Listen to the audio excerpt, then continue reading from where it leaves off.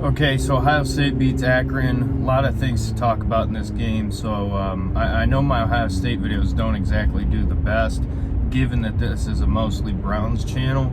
But I just kind of wanted to talk about some of this stuff.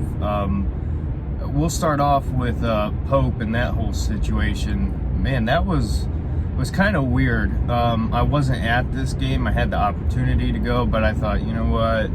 It's a late night game. I don't really feel like getting home at 1 in the morning. So I opted out as far as going. But TV wise, when you watched that whole situation, they came back and they said, situation developing here. I believe it's Kevon Pope is how you pronounce it.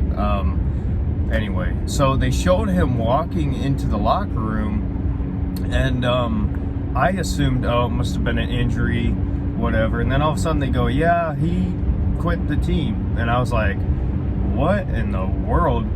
And then learning more about everything that happened, I guess Taraji Mitchell waved him off.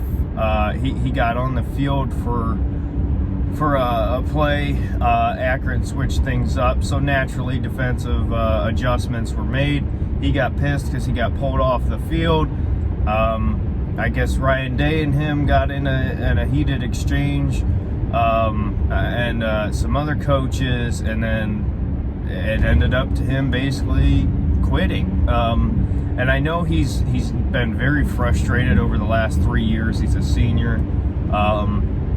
And I get it with the whole playing time thing. If you play football or really sports at all, at some point you're going to be frustrated because you're not playing enough as you think you should. Whether if that's fair or not fair, or whether if you should or you shouldn't, it happens to everybody who plays sports at some point. It's just the reality of it. But with him being a senior, he was extremely frustrated, and it's uncalled for. He gave up on this team. I think it's a real bitch move out of him, and I'm embarrassed. I'm embarrassed that this would happen in general, but in the middle of a game like that, it's just an embarrassment. You can't have that. It's unacceptable. And for him to he deleted the tweet, but he went on Twitter and put F Ohio State, spelled it wrong, by the way. So great job out of him, you moron. But he since deleted that, and then he said, good luck to my teammates, whatever. So that whole situation, weird and uncalled for is how I would describe it. But aside from all that, the game itself started off just headache and frustrated, as the last few games have been. Kyle McCord comes out and terribly misses like 3 or 4 throws. One of them was a bubble screen that went like 2-3 yards behind. I want to say it was Garrett Wilson. Ended up going for a loss because it was a fumble. He threw it behind him. So that was frustrating. Here we go again type thing. And then from there on, towards the end of the first quarter, second quarter on throughout the rest of the game, I was very happy with what I saw. I can't remember who they said took over defensive play calling, but a lot better. I mean, it's about damn time we got some pressure and made adjustments, and everything looked good. There were still guys getting open, in zones and stuff like that. But for the most part, major improvements compared to what we've seen so far this year. So that's great to see. Haskell Garrett, I've been a little bit disappointed with him so far this season. He comes out and has 3 sacks, just plays his heart out. Absolutely incredible from Haskell Garrett. You saw the young guys, JT Tuimoloau, getting involved in the game, making plays. Jack Sawyer, same thing.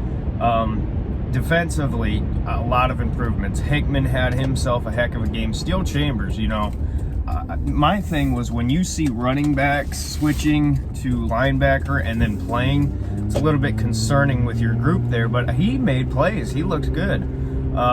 So good for him. Hopefully he can continue that and find a new life in the linebacking core.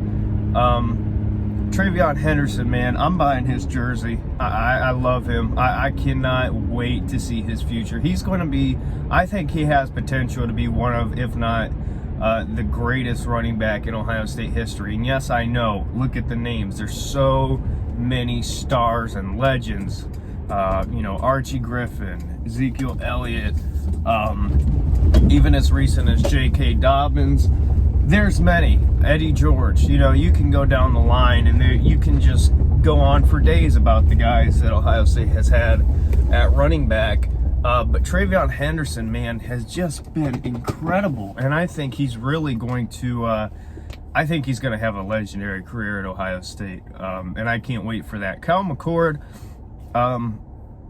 after he got over those first nerves and stuff like that, once he settled down, I thought he did a hell of a job. He was hitting guys, he was accurate, poised, looked great. It's the stuff that I've wanted to see from CJ Stroud, as far as, hey, okay, you start off slow, let's regroup. It seemed like McCord versus Stroud. McCord, once he settled down, he was good to go the rest of the game. Stroud, it's been the opposite. He's gotten better and settled down, and then next thing you know, it's another thing. So, frustrating to start, but overall, I thought once Kyle McCord got settled down, looked good. I didn't see a whole lot of Jack Miller, but what I saw, he looked a lot better than he did in the spring game, which was the last time I saw him.